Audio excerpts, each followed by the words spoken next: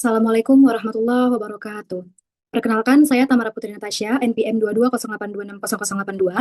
Di sini saya akan mempresentasikan tentang materi psikiatri, yaitu gangguan panik. Baik, saya mulai. Gangguan panik. Adapun definisi dari gangguan panik ini merupakan entitas yang berbeda dari serangan panik. Meskipun gangguan panik ini ditandai dengan serangan panik yang berulang dan tak terduga. Nah, serangan panik itu didefinisikan oleh Manual Diagnostik dan Statistik Gangguan Kesehatan Mental atau DSM-5 sebagai lonjakan tiba-tiba rasa takut atau ketidaknyamanan yang intens yang mencapai puncaknya dalam hitungan menit. Gangguan panik ini berbeda dengan serangan panik. Serangan panik ini dapat terjadi pada beberapa gangguan-gangguan psikiatri lainnya, contohnya seperti ansietas fobik, gangguan cemas menyeluruh, atau dia bahkan bisa pada gangguan seperti PTSD. Nah, adapun etiologi dari gangguan panik ini terdapat 3 faktor penyebab dari gangguan panik ini. Contohnya yang pertama yaitu adanya faktor genetik, kemudian faktor biologis, dan juga faktor psikososial. Yang pertama, faktor genetik. Nah, gangguan panik ini dapat terjadi pada keturunan pertama. Kembar monozigot itu lebih mudah terkena bersamaan daripada kembar kembar dizigot. Artinya kembar yang identik itu lebih mudah terkena daripada kembar yang tidak identik. Yang kedua adalah faktor psikososial. Nah, faktor psikososial ini merupakan kesulitan mengendalikan rasa marah dan fantasi dendam serta rasa terperangkap dan ataupun terjebak akibat hubungan kecil yang tidak mendukung atau terlalu mengekang. Misalnya seperti anak kecil yang dulunya dia terlalu dikekang oleh orang tuanya sehingga anak tersebut tidak mampu mengekspresikan diri, tidak bebas mengekspresikan diri dan tidak bisa menjadi dirinya sendiri. Sehingga dia akan mudah mengalami serangan panik yang tiba-tiba. Kemudian yang ketiga adalah faktor biologis. Nah, faktor biologis ini ada beberapa aspek yang dapat menyebabkan gangguan panik. Yang pertama, abnormalitas struktur dan juga fungsi otak. Nah, kita tahu bahwasannya ada beberapa bagian otak itu yang mengatur fungsi tubuh. Contohnya seperti mengatur emosi, mengatur kesenangan, dan lain sebagainya.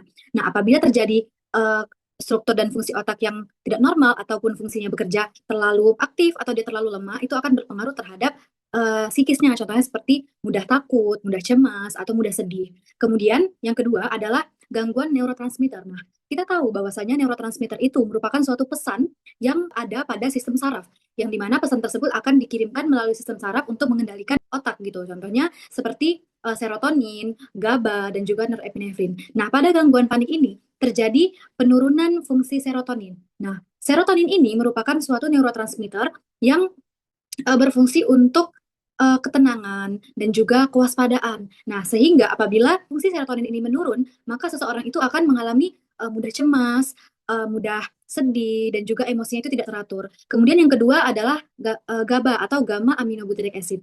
Nah, GABA ini merupakan suatu zat alami pengendalian otak berupa penenang gitu. Sehingga apabila terjadi penurunan GABA, maka otak itu akan tegang. Otak akan tegang, mudah panik, serta otak-otak itu tidak mudah rileks terhadap suatu kejadian. Yang ketiga adalah norepinefrin. Norepinefrin ini merupakan kewaspadaan gitu sehingga seseorang yang mengalami penurunan norepinefrin maka seseorang tersebut akan mengalami stres yang berlebihan atau cemas berlebihan. Kemudian yang ketiga adalah disregulasi sistem saraf otonom. Nah, apabila terjadi disregulasi sistem saraf otonom sehingga akan menyebabkan peningkatan tonus simpatis, maka orang tersebut akan mengalami beberapa gejala-gejala dari sistem saraf otonom. Nah, kita tahu bahwasanya sistem saraf otonom itu merupakan suatu sistem yang berfungsi untuk mengatur tubuh yang tidak disadari, contohnya seperti detak jantung, pernafasan, ataupun tekanan darah. Sehingga apabila terjadi disregulasi atau pengaturannya itu terganggu, sehingga akan terjadi peningkatan tonus simpatis. Nah, apa sih akibat dari peningkatan tonus simpatis ini? Peningkatan tonus simpatis ini akan menyebabkan jantung berdebar-debar, sesak nafas, ataupun seperti tercekik gitu. Nah, itu adalah penyebab atau etiologi dari gangguan panik. Nah, sekarang ada gejala dan juga tanda dari gangguan panik. Yang pertama adalah gangguan panik ini ditandai dengan yang tadi serangan panik yang berulang, spontan, tidak terduga, dan juga dapat meningkat hingga sangat tinggi. Kemudian gangguan panik ini bisa disertai dengan gejala otonomik yang kuat seperti tadi nyeri dada, rasa berdebar-debar, keringat dingin, merasa seperti dicekik, takikardi, atau palpitasi. Kemudian kondisi ini juga dapat berulang hingga individu itu merasa anticipatory anxiety. Nah, apa sih anxiety anticipatory ini? Jadi anxiety anticipatory ini merupakan suatu rasa kecemasan yang itu belum tentu terjadi. Misalnya dia karena dia dulunya pernah mengalami kecemasan, maka dia meninggalkan suatu aktivitas yang akan dilakukannya itu karena dia takut akan terjadi lagi hal tersebut. Hal seperti yang kemarin terjadi. Nah, itu jadi anxiety anticipatory. Nah, ini merupakan gejala atau tanda khas dari gangguan panik itu sendiri. Nah, kemudian kondisi ini juga terdapat gejala mental yang dirasa berupa rasa takut, ancaman kematian, dan juga bencana, merasa bingung, dan juga sulit konsentrasi, serta adanya beberapa orang yang mengalami gangguan memori.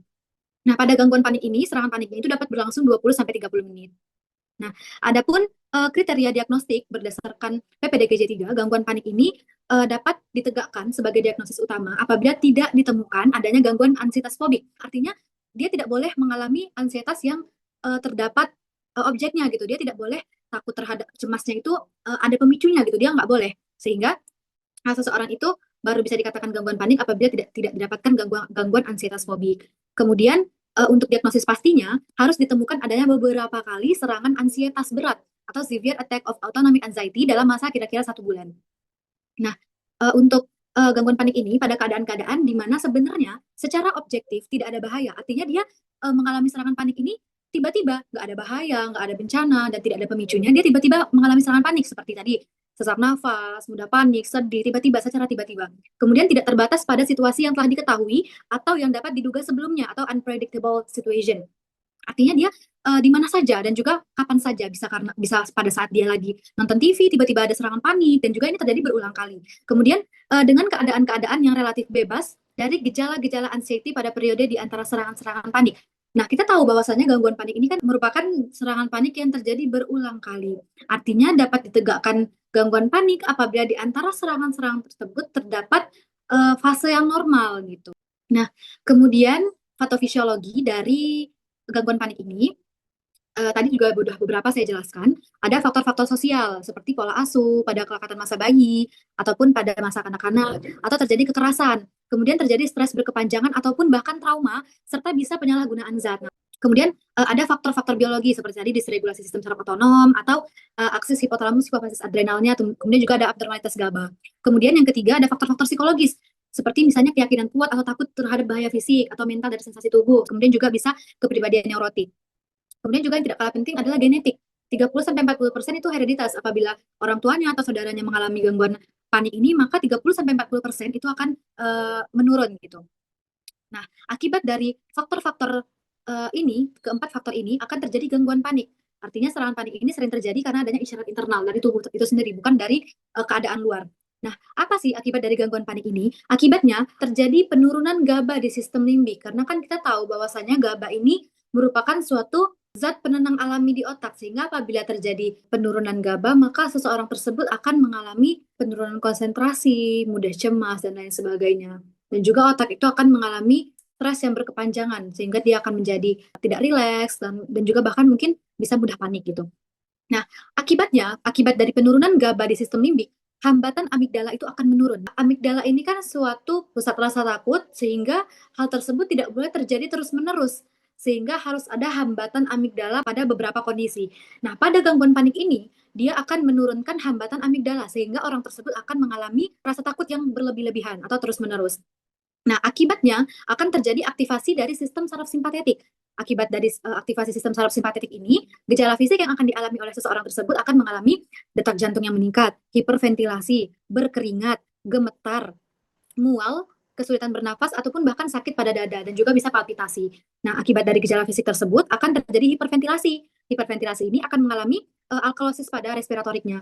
Sehingga akibat dari alkalosis respiratorik ini akan mengalami pusing, kemudian juga bisa mati rasa, dan bahkan sesak nafas. Nah, selain itu, aktivasi sistem saraf simpatetik ini akan menafsirkan sensasi tubuh seperti bencana dan juga meningkatkan gairah. Artinya seperti ini, apabila terjadi hal tersebut, maka akan berpengaruh terhadap gejala psikologis, seperti takut yang tidak terkontrol, tentang gejala atau kehilangan kontrol atau sekarat, dan juga rasa realitas berubah. Artinya, akibat dari gangguan panik yang terus-menerus atau serangan panik yang terus-menerus itu, seseorang itu akan mengalami perubahan pola perilaku. Contohnya dia bisa menghindari situasi,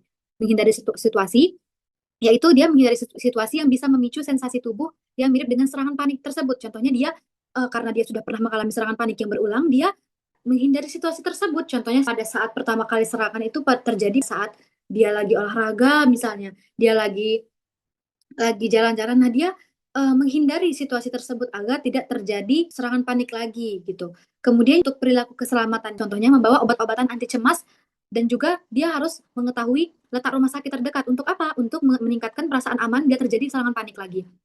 Kemudian yang ketiga dia antisipasi kecemasan. Nah, inilah yang disebut dengan anticipatory anxiety, yaitu pikiran yang mengganggu atau kekhawatiran tentang kapan di mana serangan panik akan terjadi dan konsekuensinya. Nah, artinya orang yang gangguan panik ini selain mengalami gejala otonom, dia akan mengalami perubahan gejala psikologisnya. Seperti dia yang orang-orang normal itu tidak dilakukan, seperti menghindari situasi. Dia seperti mengantisipasi dari tubuhnya agar tidak mengalami serangan panik tersebut lagi. Nah, serangan panik ini atau gangguan panik ini bisa terjadi bersamaan dengan gangguan-gangguan mental lainnya. Contohnya seperti kecemasan-kecemasan lain seperti gangguan cemas menyeluruh, gangguan stres pasca trauma atau PTSD, gangguan obsesif kompulsif itu bisa terjadi gangguan gangguan kecemasan, gangguan serangan panik juga karena obsesi dan kompulsifnya. Kemudian pada depresi juga dapat terjadi serangan panik. Kemudian pada bipolar juga. Inilah dia patogenesis dan juga patofisiologi dari gangguan panik.